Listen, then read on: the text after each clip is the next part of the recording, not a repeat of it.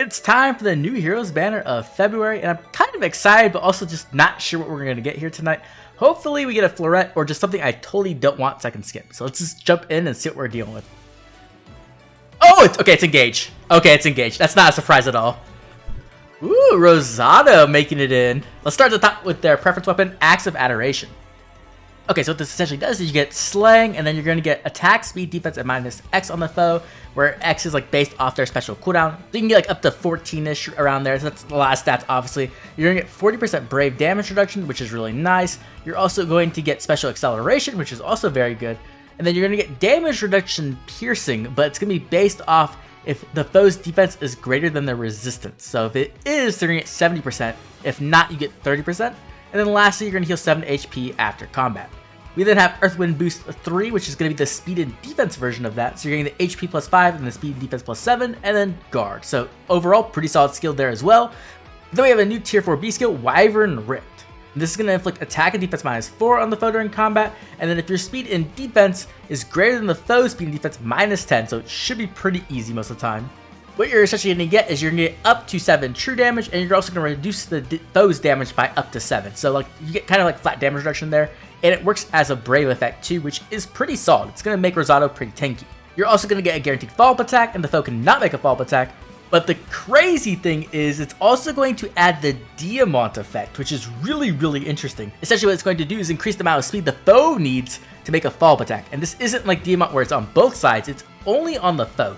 I've been talking about having this like added to the game and how this could be a very powerful effect.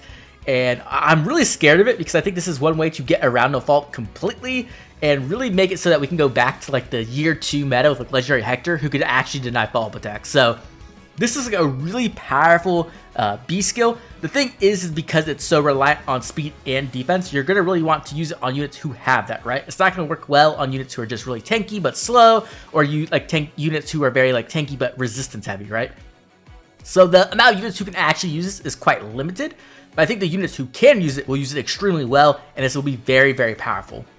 Okay, so what kind of roles does Rosado want to play? Rosado really just wants to play that tanky melee frontliner like flyer role, right? The one that usually acts like as a guidance beacon or something like that, right? You could technically use them for Gale Force as well, but the healing kind of hinders that to an extent. So you're going to want them to be like one of the follow-up Wings of Mercy units who comes in and then triggers Gale Force, which they should be able to do pretty well. But the main thing they're really doing is tanking, right? Like, Rosado wants to be very, very tanky. They seem to have pretty good speed, considering they have Earth Wind Boost, and defense, right? That's how they're going to take advantage of Wyvern Rift, and it's going to allow them to be very, very tanky in the front line, and just survive things they probably shouldn't have. Now, the thing you have to consider, of course, is like the flying weakness, which is going to be a big deal, and we'll also have to see their resistance, because it's possible that they just get blown up by, like, you know, some of the mage nukes running around, like Duo Leon or like Duo Sonic, right? Which could be problematic. But I think this is a really interesting place to go, and I'm really excited and scared that we got to see the Diamant effect get added to the game in an inheritable version, even though it is a better version technically. So very, very happy about that. When it comes to game modes, I think Rosado could definitely be used in like Ether Raid's offense and perform pretty well there, as well as Summer Duels. If you want that guidance beacon type of unit, then I think Rosado will fit in there as well. Let's move on to our next unit on the banner. Up next, ooh, Kagestu. Okay, so we're like doing full Lucia, it looks like.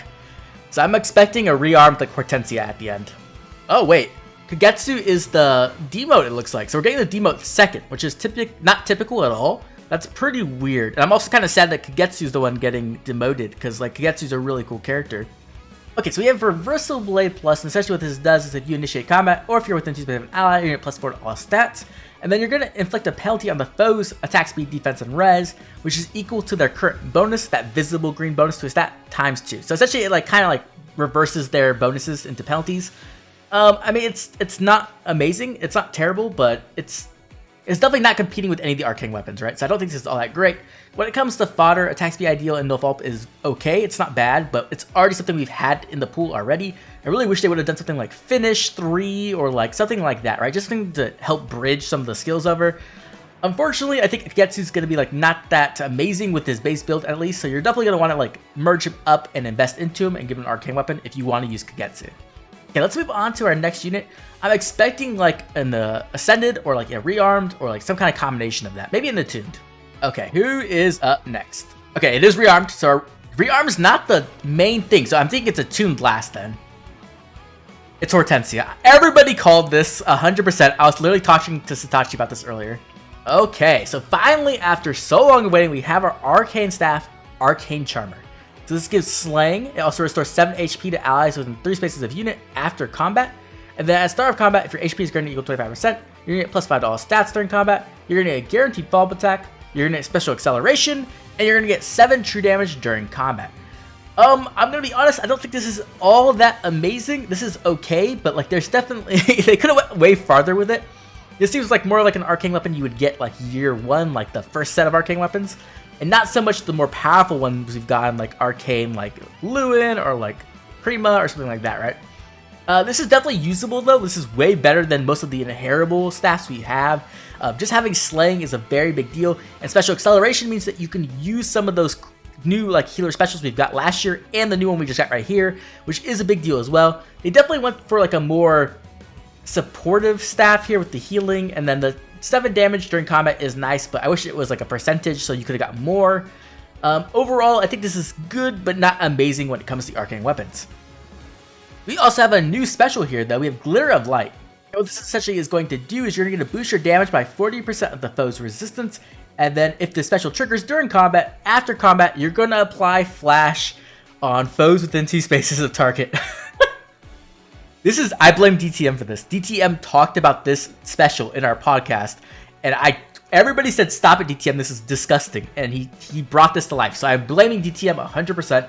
I do not like this at all. I hate this so much. Oh my god, I hate this. Okay, then we also have Attack Speed Catch 4, Poetic Justice, and a new C skill, Glittering Anima.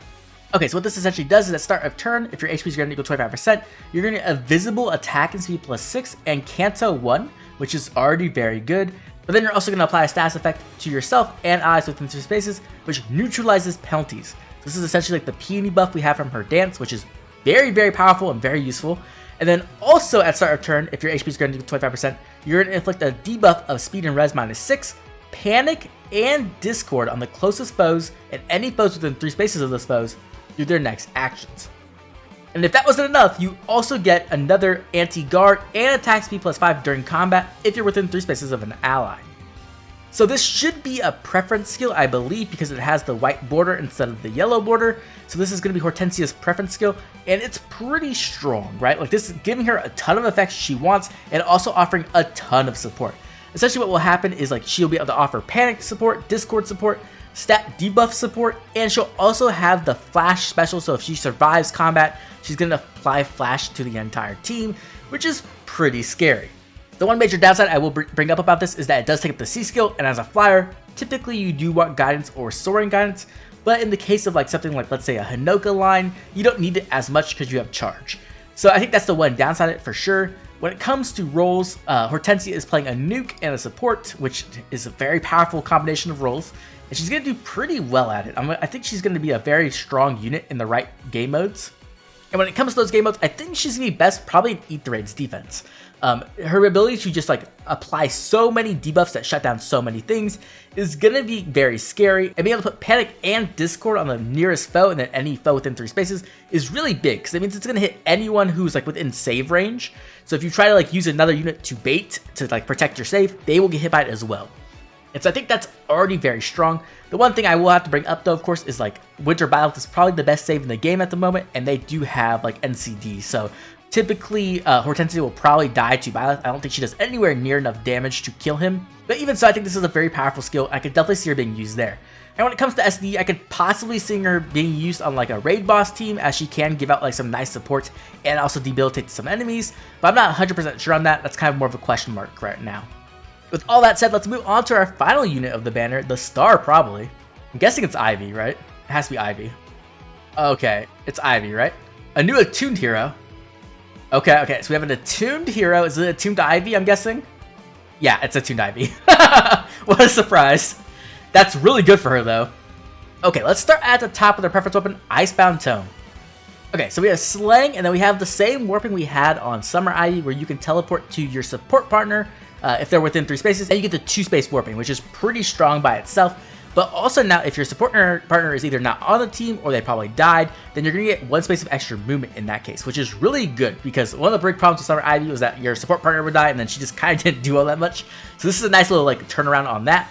You're also going to get attack, speed, defense, and res plus X, where it's based off 25% of the foe's attack, a max of 14, which is once again a ton of stats. You get anti-guard, and then you're going to get damage reduction, which is equal to 20 plus the number of spaces you move. So it's kind of like a clash effect, but for damage reduction.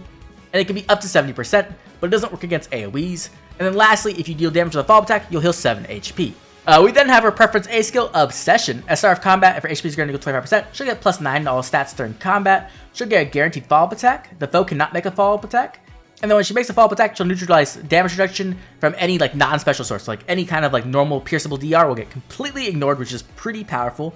And then if her HP is greater than 25% in start combat, and if you can decrease the speed of the enemy by 25, and it will let you make a follow-up attack. So like the same effect that Emblem Marth had essentially, right? You'll get potent X%, and then X will equal either 80 or 40. So it'll be just like Emblem Marth, but you don't have the preference special to make it 100% all the time. So typically you'll either get 80 or 40, depending if you can make a follow-up attack. The thing is, she doesn't have like a desperation effect, so essentially what happens is Ivy will attack, the foe will get a counter attack, and then she'll attack twice right afterwards. The thing is, she does get a lot of damage reduction, like up to 70%, but if you have like damage reduction piercing, she'll probably die to a counter attack. We'll have to look at her stats, so that is something to be concerned about. But overall, this is a very powerful preference A skill. We then have attack and resistance Fartrace 4, which will be the same as like the one we got on Reinhardt, which essentially gives you attack and res -4 on the foe. You get Kanto remaining minimum of 1, and you'll get 7 true damage during combat. The last we have Deadly Miasma, so we actually have this available now, not only on Legendary Camilla. This is a pretty good C skill, but the problem is that it has been competing with Guidance and Sword Guidance, which is like the main thing that's been holding it back. But we have a new Echo skill, which is completely and utterly stupidly broken. I cannot believe this is in the game. I am like tilting as I speak. So we have Soaring Echo. Infantry and flying allies within 2 spaces can move to a space within 2 spaces of a unit. What are this intelligence systems thinking? Like, I don't understand what how their brain works. Like, so we have Soaring Guidance as an Echo skill. Now, obviously, it's not the full effect of Soaring Guidance, but it is the main, it's like the most powerful effect, right? Like, you don't get the offensive no fall. Like, okay, cool, whatever, right? That's not that big of a deal. The big deal about Soaring Guidance is the warping. And now you can have it as an Echo skill. Like, how did we come so far? This is actually insane, right? Like, this is so stupid, oh my god. So now you can run, like, some kind of other C skill and get Soaring Echo. So, like, in this case, you can run Deadly Miasma, which is a very good C skill when you can have Guidance in your Echo skill, right? Or you can run something like Snap, which then gives your whole team movement and Guidance, which is broken. That's so ridiculous. Now, the big thing we have to discuss, of course, is that Echo skills are not available to units who have preference skills other than the unit they came on, right? So when it comes to Ivy, she can use both. But when it comes to a lot of other units, they will not be able to. The difference is there are units who don't have preference skills who can use this extremely well. Like, let's say, Halloween Anna, right? Halloween Anna doesn't have a preference skill, so having Soaring Echo on her, you can also run a Snap on her, and then she's really, really powerful. So that's like, Anna stocks are definitely up like a ton, which is kind of crazy. The crazy thing about the combination of Snap and Guidance too is like it lets you get around anti-warping effects, right? Like, so like stuff like the new Valentine's Myrrh and like even like Gatekeeper, right? Or even like Legendary Myrrh. Now you have options where you can use warping, but you can also just use extra movement to get that advantage in combat. This is insane, and I can't believe Echo skills have gone so far, right? We went from having like a crappy Deathblow 2 and a crappy like Oath skill to having like, you know, Remote Sparrow kind of in a Echo skill, and now we're all the way to Soaring Guidance. Like, this is nuts how crazy the power creep has ramped in just a matter of like half a year. This is insane. So obviously this is just ridiculously powerful, and I think if you have flyers who don't have preference skills they want to use, this is a really, really good option for them, right? Now, when it goes back to Ivy, what roles does she want to play? She is a support nuke. You know, that's just very obvious. She's going to be doing a lot of damage. She's going to be able to kill a lot of things, but she's also offering just a ton of support as well. So she's going to be very good in that role. When it comes to game modes for Ivy, I could see her being used in like Ether Raid's defense even, because before the problem with Ivy was that she needed a support partner, but now you can just give her extra movement. So it makes her usable in Ether Raid's defense for sure. And then she can also be used in some roles for sure, because you get that giant warping range, right? Which means she can go in and nuke stuff. The only thing I'm worried about, once again, the same thing I said about Hortensia, is that Winter Byleth exists, and Winter Byleth pierces DR and has NCD. So the only thing is, like, can Ivy survive a hit from Winter Byleth? That would be like the big determining factor of how good she could possibly be. Obviously, she'll do pretty well against some other saves as well, so it's not like the end of everything, but I'm not 100% sold on Ivy being like a top nuker or anything like that. There's like some really stiff competition right now. But I think the biggest value she's just bringing overall is the Soaring Echo, which is just really, really strong on specific units. Now let's move on to the final part of the video, should you pull? Okay, so when it comes to the pros of should you pull, if these are your favorite units, definitely pull, right? The whole point of playing Faye at this point is playing with your favorites, and I know that all 4 of these characters on this banner are somebody's favorites, right? Like, there's so many great units on this banner. Other than that, we do have the Arcane Staff, and I know everybody's been waiting for this. So if you have a healer who's like one of your favorites, this is one of your chances to build them up. Now, the thing is you have to consider is, like, will there be a second Arcane Staff?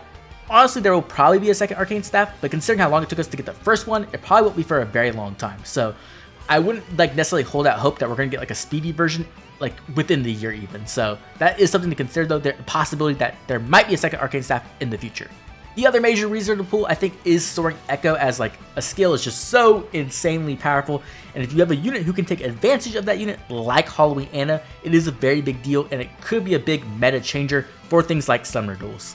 Also, lastly, we do have Wyvern Rift, which I think is a very powerful inheritable skill. The problem only is like who can use it, right? The amount of units who can actually use it is very specific, so that is something to consider as well. But if you do have a very fast defensive like fire you want to use this on, it is a very, very powerful skill. Okay, when it comes to cons, there are quite a few. First of all, we do have the Hero Rises coming up very soon, and typically a Hero Rises is a very high value banner, so you're going to want to have orbs for that, especially if we do hit the Green Dream. Like, you're going to be able to get insane amount of 5 stars off that, so definitely don't spend all your orbs here. The other thing is we do have a lot of banners up currently, which are very good as well, such as the Valentine's banner. I think Duo Leon has proven to be like one of the most powerful units in the game, at least top 5, if not top 3, so that's already a reason if you're like a meta player. Dual Land's probably going to be a better use of your orbs. And then we also have Emblem Marth still available for a little bit longer, and he's extremely powerful as well, and that Emblem Ring is insane. So if you don't have that, that also might be a better place to pull than here. And the last con I will say is definitely, like, I don't think any of these heroes themselves are going to be meta-defining heroes, though I do think some of the fodder here is like extremely powerful. Okay, with all that said, I would love to hear from you. What do you think of this banner? Are you excited? Are you going to be pulling? And who are you going to be pulling for? Are you going to be going for a favorite? Or are you going to be going for that Arcane Staff? Or are you a meta slave like me and you're going to be going for that Soaring Echo? Either way, I'd love to hear from you, so make sure to drop a comment down below and let me know all your plans. As always, I'd like to thank all my members for their constant support. This has been Oblivion. I'll catch you all later with more Fire Emblem Heroes.